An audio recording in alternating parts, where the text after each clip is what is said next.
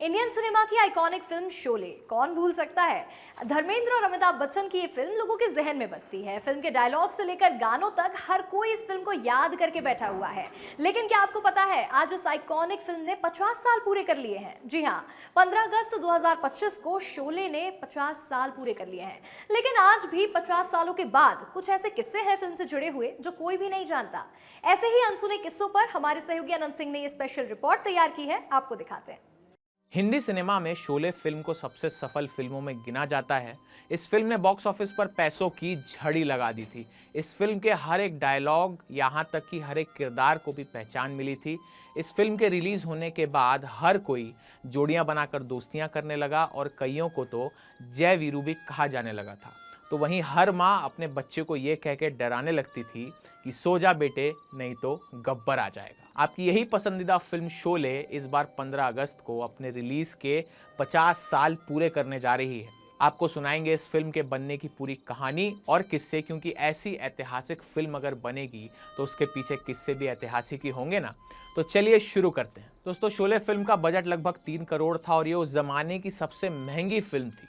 15 अगस्त 1975 को यह फिल्म जैसे ही रिलीज हुई तो पहले 2 दिन बॉक्स ऑफिस पर बिल्कुल नहीं चल पाई और इसके बाद डायरेक्टर रमेश सिप्पी साहब इस बात से डर गए थे और उसके बाद तुरंत उन्होंने एक मीटिंग रखी और उस मीटिंग में यह सलाह मशवरा किया गया कि इस फिल्म में अमिताभ के किरदार की मौत को दर्शक पसंद नहीं कर रहे हैं, इसलिए इस सीन को दोबारा शूट किया जाए और अंतिम सीन यानी कि इसके क्लाइमैक्स में कुछ और बदलाव किया जाए। मसलन अमिताभ बच्चन के कैरेक्टर को जिंदा कर दिया जाए। लेकिन सलीम जावेद जो इस फिल्म के राइटर हैं, उनको जिम्मेदारी दी गई इस बात की और वो तैयार भी हो गए। लेकिन सलीम साहब ने सिप्पी साहब को सलाह दी कि ज़्यादा जल्दबाजी नहीं करनी चाहिए और 1-2 दिन और इंतज़ार कर लेना चाहिए। अगर उसके बाद भी फिल्म खराब चलेगी तो वो फिर नया सीन शूट कर लेंगे। लेकिन उनकी बात रमेश सिप्पी मान गए कैसे भी करके। वहीं 1-2 दिनों बाद जब फिल्म बॉक्स ऑफिस पर उठने लगी और फिर पैसों की झड़ी लग गई और इतिहास रच गया। शोले फिल्म में अमजद खान ने गब्बर सिंह का जो नाम मिला उनको, वो वास्तव में एक असली डाकू से इंस्पायर्ड था। दरअसल बात यह थी कि सलीम खान के पिता उन्हें अक्सर डकैत गब्बर सिंह के बारे में बताया करते थे कि वो पुलिस पर किस तरह से हमले करता था और उनके कान और नाक काट के छोड़ दिया करता था। बड़ा खूंखार डाकू था। अब यहीं से सलीम खान साहब को गब्बर सिंह के नाम का आइडिया आया था और अमिताभ और धर्मेंद्र, जिनका नाम जय और वीरू था फिल्म में, अब उनके नाम जय और वीरू क्यों पड़े? दरअसल जय और वीरू नाम के 2 लोग सलीम खान के साथ कॉलेज में पढ़ते थे और उनकी दोस्ती बहुत अच्छी थी। जब शोले में अमिताभ और धर्मेंद्र की दोस्ती की कहानी लिखी जा रही थी और उनके किरदार को नाम देने की बारी आई तो सलीम साहब के दिमाग में उन्हीं दोनों कलीग्स का नाम आ गया और उन्होंने अमिताभ और धर्मेंद्र के किरदार को नाम दिया जय और वीरू। ये जानकर शायद आपको हैरानी होगी, लेकिन ये सच है कि हेमा मालिनी बसंती का किरदार नहीं करना चाहती थी। इसके पीछे का कारण जो है फिल्म अंदाज और सीता और गीता थी, क्योंकि ये फिल्म जबरदस्त ब्लॉकबस्टर हिट हुई थी दोनों की दोनों और हेमा मालिनी को इन फिल्मों से एक अलग पहचान मिल गई थी, वो एक अलग अंदाज में दिखी थी।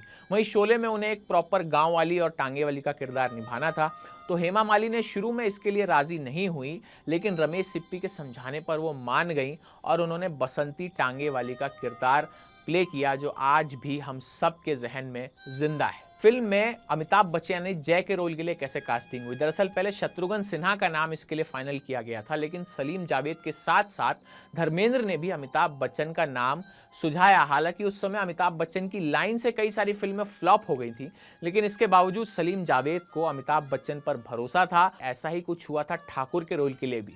सबसे पहले ठाकुर के रोल के लिए प्राण जी के नाम को सुझाया गया था, लेकिन रमेश सिप्पी जो हैं वो संजीव कुमार के टैलेंट के बहुत ज़्यादा कायल थे, इसलिए सिप्पी साहब ने ठाकुर के किरदार के लिए संजीव कुमार के नाम का मोहर लगा दी, उसे पक्का कर दिया। लेकिन एक किस्सा और है कि बहुत कम लोगों को पता है कि ठाकुर का किरदार पहले धर्मेंद्र करना चाहते थे।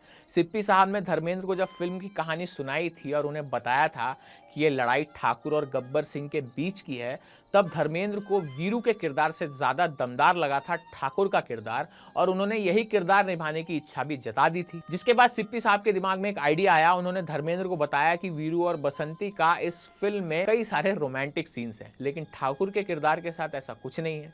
अब चूंकि उन दिनों सबको पता है कि धर्मेंद्र का दिल हेमा मालिनी पर पहले से ही फिदा था और संजीव कुमार भी हेमा को पसंद करते थे, इसलिए धर्मेंद्र को लगा कि अगर ठाकुर का किरदार संजीव कुमार करेंगे तो हेमा के साथ रोमांटिक सीन वो खो देंगे देंगे। इसलिए वीरू के किरदार के लिए धर्मेंद्र मान गए और इस तरह से रमेश सिप्पी साहब की तरकीब काम आ गई। शोले फिल्म की कास्टिंग जब चल रही थी तब जेलर यानी अंग्रेजों के जमाने के जेलर के रोल के लिए असरानी को चुना गया। शोले की स्टोरी लिखने वाले सलीम जावेद ने असरानी को बुलाया और उस रोल के बारे में जानकारी दी। दोनों ने असरानी को वर्ल्ड वॉर सेकेंड नाम की एक किताब भी दी। इस किताब पर जर्मनी के तानाशाह एडोल्फ हिटलर की एक फोटो छपी हुई थी। सलीम जावेद ने असरानी से कहा कि जेलर के रूप में उन्हें ऐसा ही लुक चाहिए। असरानी ने इस रोल को चुनौती के रूप में लिया और तुरंत हाँ कर दी। ऐसा ही कुछ सूरमा भोपाली यानी जगदीप जी के साथ भी हुआ था जब उनकी एंट्री हुई। दरअसल बहुत कम लोगों को पता है कि सूरमा भोपाली का रोल फिल्म की शूटिंग होने के बाद अलग से डाला गया था, ये पहले से था नहीं। फिल्म की शूटिंग होने के बाद राइटर सलीम जावेद को फिल्म के बीच वाले हिस्से में ह्यूमर की थोड़ी सी कमी लगी थी। जगदीप जी से सलीम जावेद की मुलाकात फिल्म सरहदी लुटेरा के सेट पर हुई थी, जहां जावेद साहब ने जगदीप को भोपाली भाषा सुनाई थी, जिससे जगदीप साहब हूबहू नकल करके शानदार तरीके से बोल गए थे। बस यही अंदाज उनका जावेद अख्तर साहब को पसंद आ गया और उसके 20 साल बाद शोले जब वो लिख रहे थे तब इस तरह का रोल आया और जावेद साहब ने तुरंत जगदीप जी को इस फिल्म में कास्ट करवा लिया और हमें मिल गया अरे हाँ सूरमा भोपाली जैसा आइकॉनिक कैरेक्टर। तो खैर, आपको शोले फिल्म के बेहतरीन किस्से कैसे लगे हमें बताइएगा ज़रूर। और आपने फिल्म शोले अगर अभी भी नहीं देखी है तो जा करके देखिए। हिंदुस्तान का असली सिनेमा शोले से ही पता चलेगा। और जाते जाते आपके लिए एक सवाल छोड़कर जा रहा हूँ। शोले अगर आपने देखी है तो आपके जीके की भी टेस्ट हो जाएगी। ये बताइएगा कि शोले फिल्म में गब्बर सिंह के पिताजी का क्या नाम था। बाकी मेरे किस्से कैसे लगे शोले फिल्म से जुड़े हुए ये भी ज़रूर बताइएगा। नमस्कार, आप देख रहे थे विस्तार न्यूज़।